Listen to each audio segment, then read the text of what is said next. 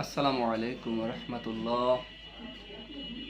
আমার দর্শক বন্ধু যারা আমার ইউটিউব চ্যানেল সময়ের সমাচার আপডেট ও ব্যাকডেট দেখে থাকেন এবং যারা আমার ফেসবুক পেজ শেখ মোহাম্মদ আরিফ পেজটা ফলো করে থাকেন, তাদের জন্য আমি আজকে একটি বিষয়বস্তু নিয়ে আলোচনা করব।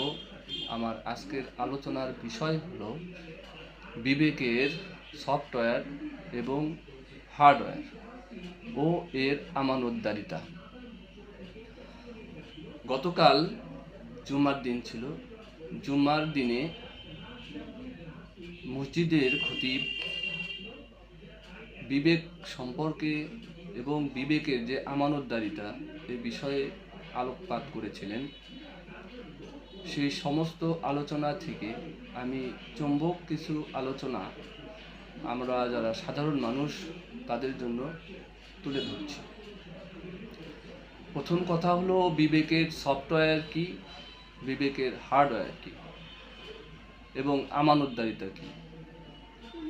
আমানতদারিতার সম্পর্কে আমরা যেটা সাধারণত বুঝি সেটা হচ্ছে টাকা পয়সা ধন দৌলত কেউ বিশ্বাস করে কারো কাছে গচ্ছিত রাখলে পরবর্তীতে ঠিক অনুরূপ পাওয়া যায়, সেটাই হলো আমানতদারিতা, একজন আরেকজনের প্রতি বিশ্বাস।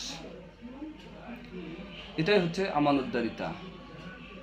এবং বিবেক, এই যে বিবেক, এটা আল্লাহ তাআলা প্রদত্ত, সব মানুষকে সমান হারে দেওয়া হয়েছে। পাগল ছাড়া প্রত্যেকের মধ্যে সমপরিমাণ বিবেক থাকে এবং সেই বিবেক স্বয়ংক্রিয়ভাবে ভালো এবং মন্দকে আলাদা করতে পারে, সে যেই হোক না কেন, রাষ্ট্রের সর্বোচ্চ মহল থেকে শুরু করে সর্বনিম্ন পর্যায়ে। বিবেকের সফটওয়্যার হলো আমরা যেটা ভেতরে লালন করে রেখেছি সেটা বিবেকের সফটওয়্যার, এবং সেই সফটওয়্যার অনুযায়ী আমাদের শরীরকে যেভাবে কাজ করায় সেটাই হচ্ছে বিবেকের হার্ডওয়্যার। অর্থাৎ কেউ ভালো গুণটা যদি নেয়, সেই অনুযায়ী যদি আমল করে, ভালো আমল করে, সেগুলো হচ্ছে বিবেকের ভালো সফটওয়্যারের কারণে আপনার ভালো কাজ করা। কেউ বিবেকের খারাপ দিকটাতে নিয়ে বিবেককে এক পাশে রেখে খারাপ কাজ